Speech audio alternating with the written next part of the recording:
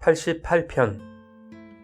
여호와 내 구원의 하나님이여, 내가 주야로 주 앞에서 부르짖었사오니 나의 기도가 주 앞에 이르게 하시며 나의 부르짖음에 주의 귀를 기울여 주소서. 물은 나의 영혼에는 재난이 가득하며 나의 생명은 스올에 가까웠사오니 나는 무덤에 내려가는 자같이 인정되고 힘없는 용사와 같으며 죽은 자 중에 던져진 바 되었으며 죽임을 당하여 무덤에 누운 자 같으니이다. 주께서 그들을 다시 기억하지 아니하시니 그들은 주의 손에서 끊어진 자니이다. 주께서 나를 깊은 웅덩이와 어둡고 음침한 곳에 두셨사오며 주의 노가 나를 심히 누르시고 주의 모든 파도가 나를 괴롭게 하셨나이다. 셀라.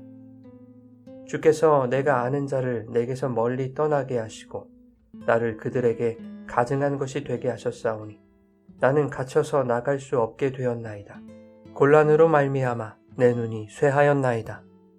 여호와여, 내가 매일 주를 부르며 주를 향하여 나의 두 손을 들었나이다. 주께서 죽은 자에게 기이한 일을 보이시겠나이까? 유령들이 일어나 주를 찬송하리이까? 셀라. 주의 인자하심을 무덤에서, 주의 성실하심을 멸망 중에서 선포할 수 있으리이까? 흑암 중에서 주의 기적과 이즘의 땅에서 주의 공의를 알 수 있으리이까? 여호와여, 오직 내가 주께 부르짖었사오니 아침에 나의 기도가 주의 앞에 이르리이다. 여호와여, 어찌하여 나의 영혼을 버리시며 어찌하여 주의 얼굴을 내게서 숨기시나이까? 내가 어릴 적부터 고난을 당하여 죽게 되었사오며 주께서 두렵게 하실 때에 당황하였나이다.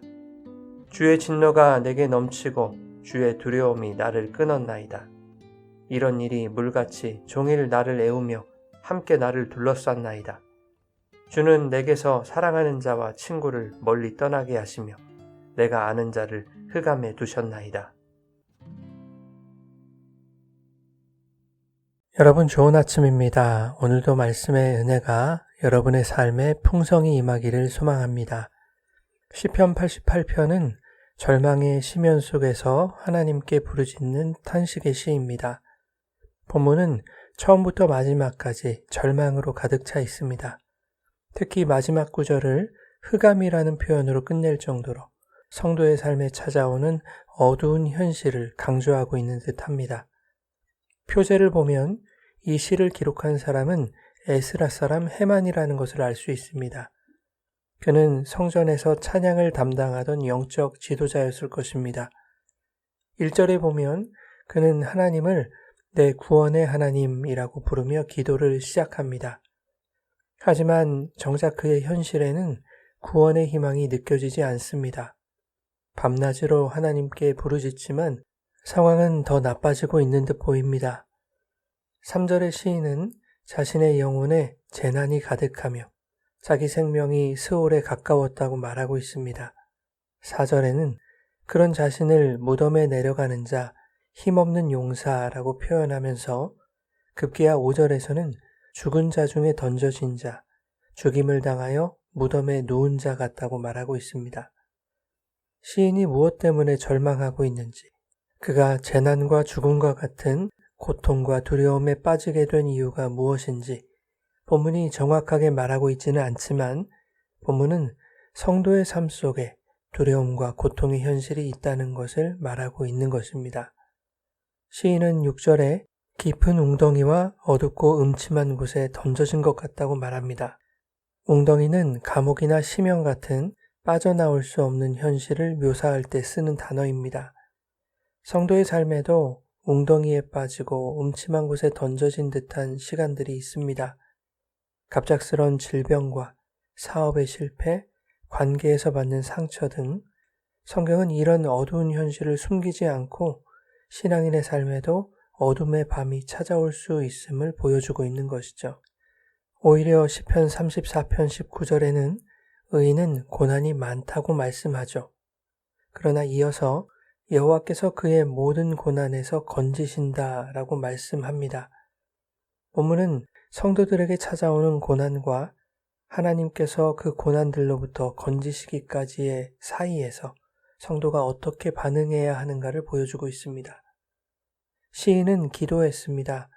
상황이 나아질 기미가 보이지 않고 생명이 끊어질 것 같은 극심한 고통이 지속되는 현실 속에서도 시인은 주야로 하나님께 부르짖었다고 말하고 있습니다. 또한 자신의 처지와 상황, 감정들을 솔직하게 쏟아냈습니다. 심지어 자신에게 찾아온 재난과 고통이 하나님의 진노와 괴롭힘의 결과라는 원망의 표현들도 쏟아놓습니다. 7절과 8절에 이렇게 말합니다. 주의 노가 나를 심히 누르시고 주의 모든 파도가 나를 괴롭게 하셨나이다. 주께서 내가 아는 자를 내게서 멀리 떠나게 하시고 나를 그들에게 가증한 것이 되게 하셨사오니 나는 갇혀서 나갈 수 없게 되었나이다. 그럼에도 불구하고 시인은 하나님께 기도로 나아갑니다. 9절에 내가 매일 주를 부르며 주를 향하여 나의 두 손을 들었습니다. 라고 말하죠. 죽음에 던져진 것 같은 현실과 그 재난 같은 상황을 만드신 분이 하나님이라는 원망 속에서도 시인이 하나님께 부르짖을 수 있었던 것은 이 고통에서 건지실 수 있는 분은 오직 하나님 한 분밖에 없다는 믿음이 있었기 때문일 것입니다. 시인은 하나님의 구원을 간절히 갈망하고 있습니다. 10절에 이렇게 말하고 있죠. 주께서 죽은 자에게 기이한 일을 보이시리이까 유령들이 일어나 주를 찬송하리이까. 이것은 하나님께서 죽은 자 같은 나에게 기이한 일을 행하실 리 없을 것이라는 부정적인 의미가 아니라 자기가 살아있는 동안에 하나님의 구원을 경험하기 원한다는 의미입니다. 이 대목에서 독자들이 기대할 수 있는 것은 시인의 간절한 기도가 비로소 응답되는 일일 것입니다. 하지만 본문은 우리가 기대하는 방식으로 끝나지 않습니다. 극적인 반전이나 희망적인 고백도 없습니다. 14절부터 18절은 절망적인 내용들입니다. 여호와여 어찌하여 나의 영혼을 버리시나이까? 주의 진노가 내게 넘치고 주의 두려움이 나를 끊었나이다. 이러한 결말은 우리의 기도가 이 땅에서 항상 우리의 기대대로 응답되지 않을 수도 있다는 사실을 인정하게 만듭니다. 그럼에도 불구하고 시인은 끊임없이 기도하고 있습니다. 13절에 보면 시인이 주께 부르짖는 것은 아침에 자신의 기도가 주께 이르게 될 것이다 라는 확신에서 나온 것입니다. 아직 응답되지 않았어도 여전히 절망적인 현실 속에 있을지라도 시인은 언젠가 하나님이 응답하실 것이라는 이러한 확신에서 나오는 아직은 응답되지 않은 기도 속을 살아가고 있는 것입니다.